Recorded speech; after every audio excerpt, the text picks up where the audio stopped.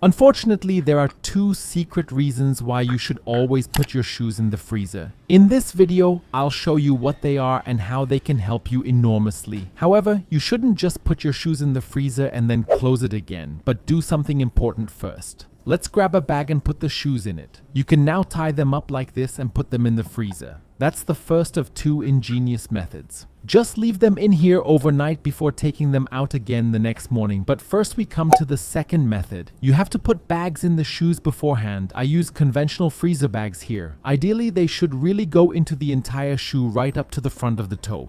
In other words, depending on how big your shoes are, they should be a bit bigger. If you have placed the bags in here, you should now start pouring water in here. The water creates an incredible effect which we'll get to in a moment.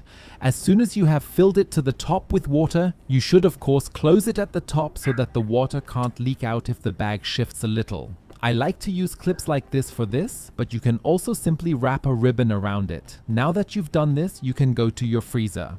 Ideally, of course, you should do this with both shoes. You should now leave them here for at least 24 hours. Perhaps you should leave them in the freezer for a little longer, but for a maximum of 48 hours. Because when you take them out again, the water will have frozen and turned to ice. And that's exactly what we wanted to achieve. You might have to undo the laces here at the front to get the ice out, or you can just wait until it has melted again.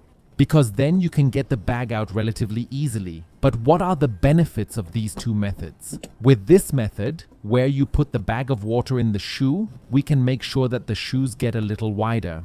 This is because water that freezes expands. This ensures that a little pressure is created and your shoes are no longer so tight if you bought them a little too tight. But what about the method where we just put the shoes in the bag in the freezer?